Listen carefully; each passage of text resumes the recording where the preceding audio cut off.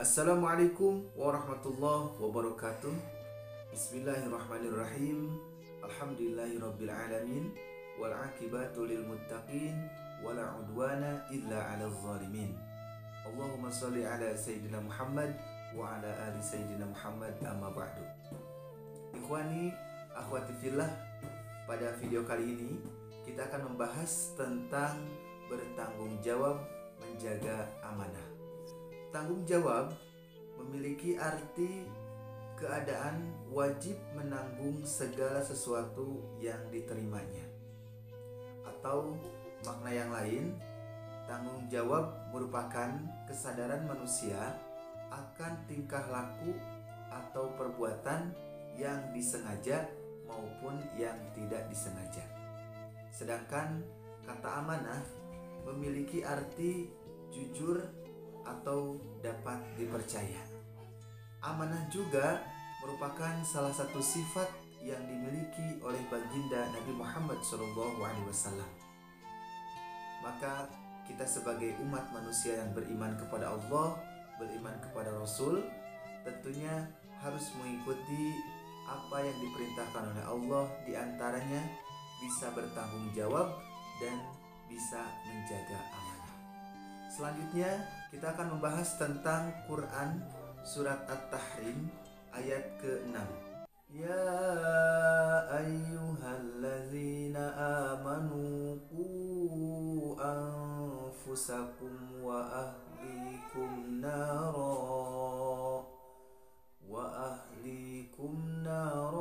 waquduhan nas wal hijaratu 'alaiha malaikatun ghiladhun shidad 'alaiha malaikatun ghiladhun shidadun la ya'sunallaha ma amarahum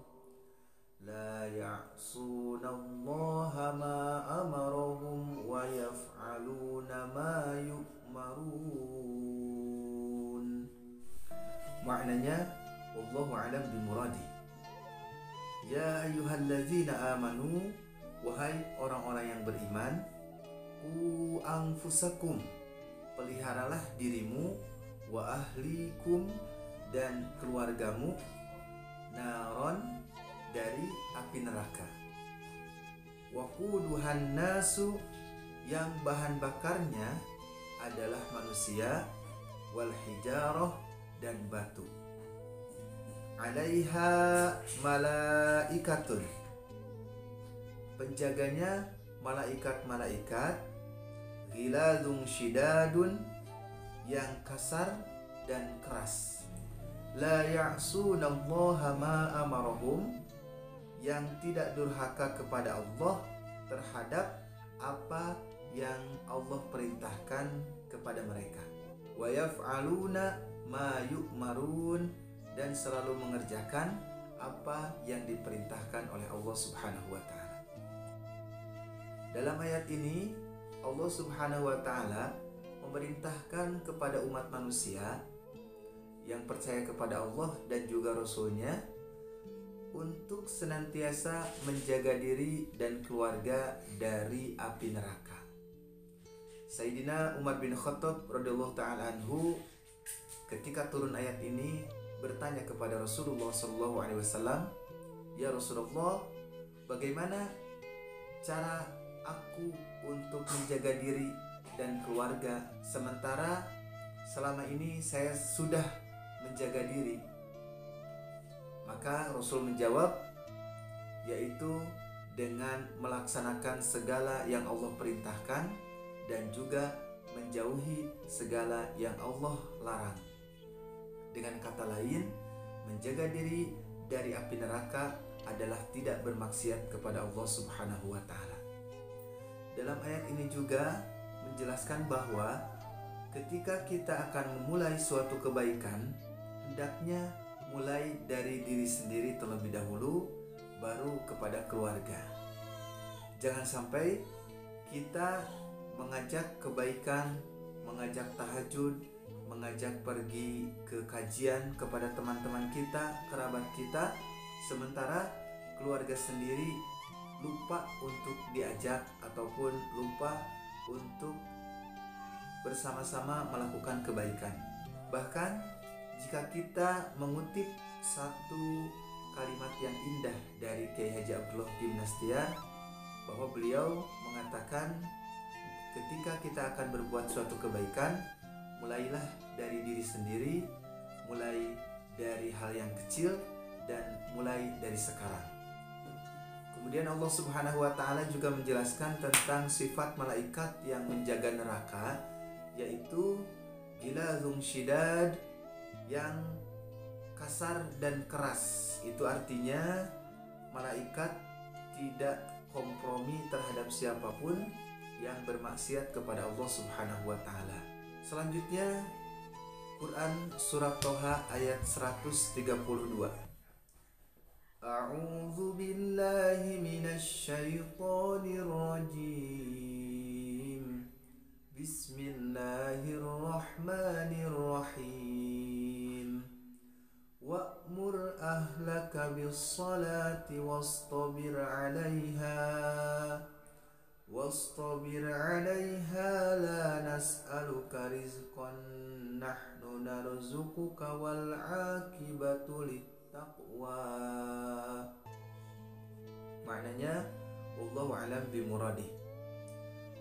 Wa'mur, dan perintahkanlah, wastabir, dan sabarlah, la nas'aluka, kami tidak memintamu, narzukuka, kamilah yang memberikan rizki kepadamu. Jika kita lihat dalam terjemahannya, Allah Subhanahu wa Ta'ala berfirman bahwa dan perintahkanlah keluargamu melaksanakan sholat dan sabar dalam mengerjakannya. Kami tidak meminta rezeki kepadamu, kamilah yang memberikan rezeki kepadamu, dan akibat yang baik di akhirat adalah bagi orang yang bertakwa. Dalam surat ini Allah memerintahkan yang pertama itu untuk melaksanakan sholat. Kenapa?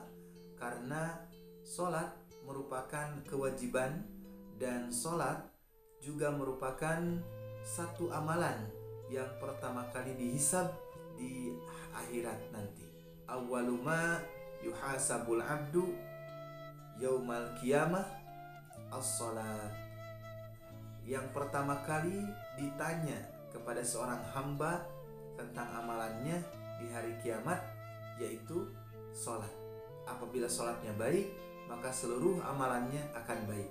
Dan sebaliknya, jika sholatnya buruk, maka seluruh amalannya juga akan buruk. Sholat itu butuh kesabaran di dalam mengerjakannya. Sebagai contoh, berapa banyak orang yang badannya sehat tetapi dia tidak mampu melaksanakan sholat. Dan sebaliknya, berapa banyak orang yang memiliki keterbatasan ataupun kekurangan dalam fisiknya, dia bersemangat dalam melaksanakan sholat. Tentang asbabun nuzul ataupun sebab-sebab turunnya ayat Al-Quran pada surat ini adalah Allah memerintahkan kepada Nabi Muhammad SAW agar menyeru keluarganya untuk melaksanakan sholat sebagaimana perintah untuk bisa mendirikan sholat kepada dirinya sendiri. Berikutnya Quran surat Al-An'am ayat ke-70. A'udzu billahi minasy syaithanir rajim. Bismillahirrahmanirrahim. وَذَرِ الَّذِينَ اتَّخَذُوا دِينَهُمْ لَعِبًا وَلَهْوًا وَغَرَّتْهُمُ الْحَيَاةُ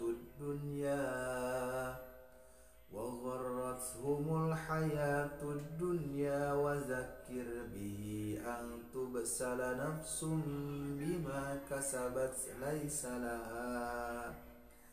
بِمَا كسبت ليس لها من دون الله ولي ولا شفيع وإن تعدل كل عدل لا يؤخذ منها أولئك الذين أبسلوا بما كسبوا Ulaika alladzina ubsilu bima kasabu lahum syarabum min hamim. Lahum syarabum min hamimin wa azabun alimun bima kanu yakfurun. Maknanya wallahu a'lam bimuradi. Wazari, tinggalkanlah, ittakhadhu, menjadikan, la'iban, permainan, walahwan, senda gurau, wa gharrathum, mereka telah tertipu, angtu besala, agar setiap orang tidak terjerumus, waliyun, pelindung, syafi'un, pemberi syafaat, ubsilu, orang-orang yang dijerumuskan ke dalam neraka, kasabu, karena perbuatan mereka sendiri, syarabun, minuman, min hamimin, dari air yang mendidih.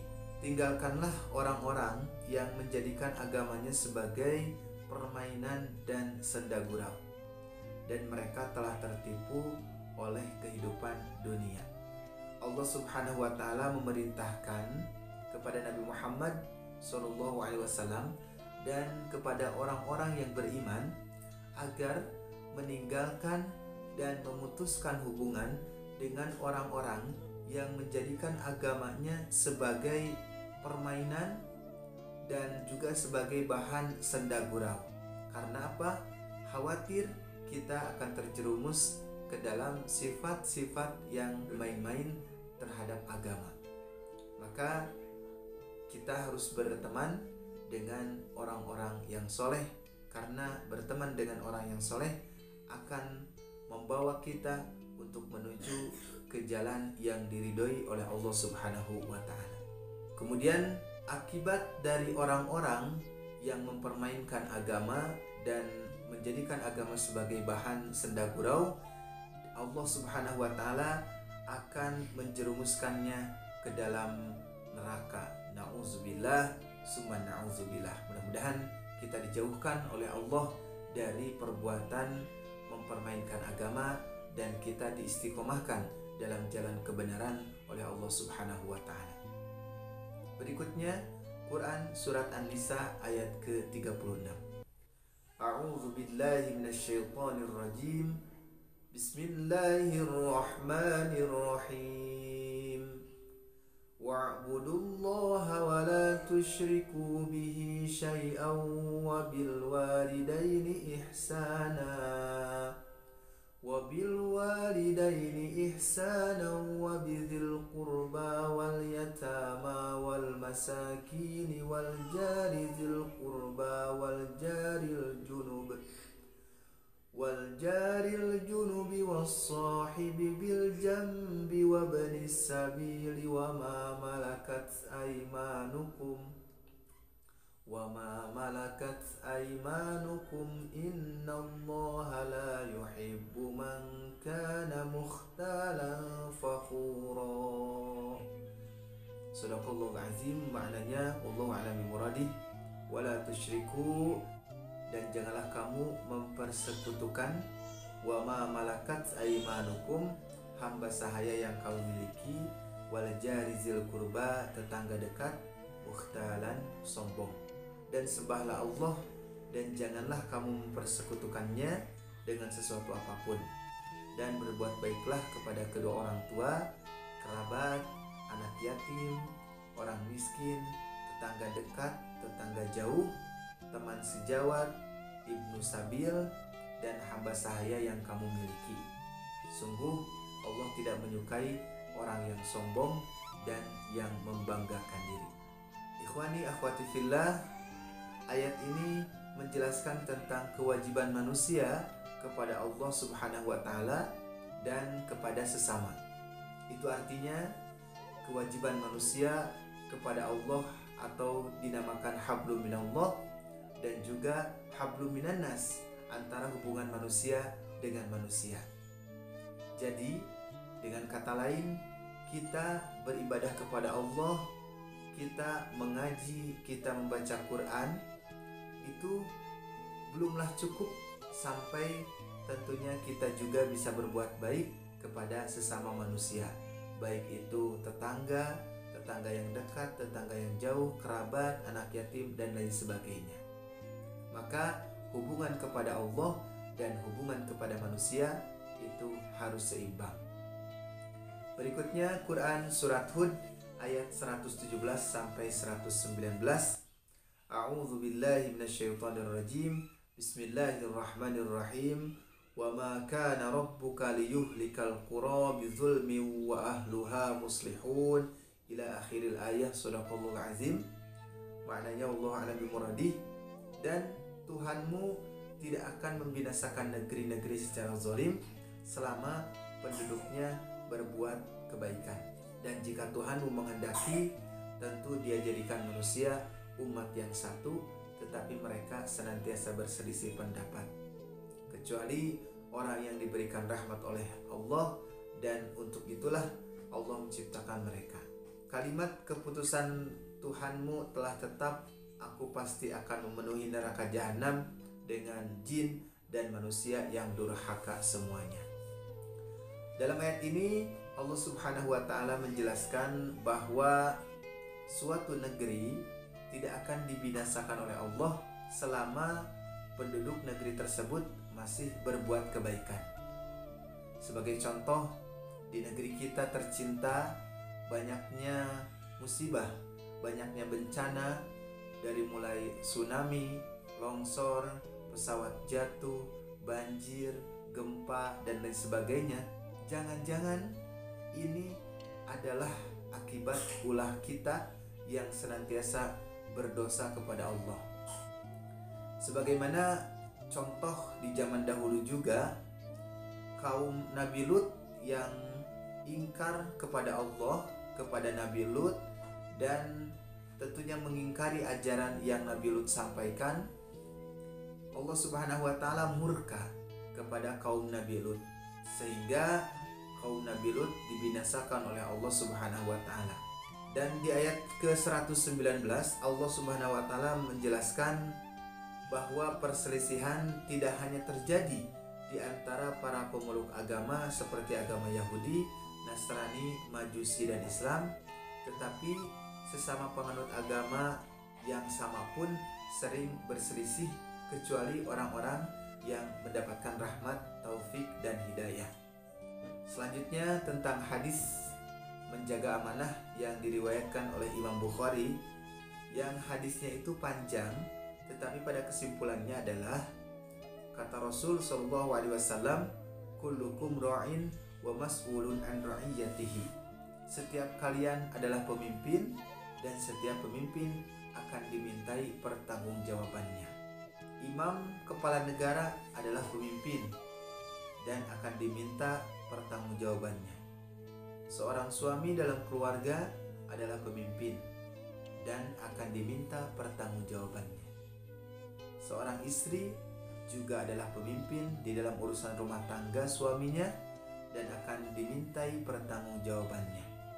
Seorang pembantu adalah pemimpin dalam urusan harta majikannya dan akan dimintai pertanggungjawaban atas urusan tanggung jawabnya tersebut.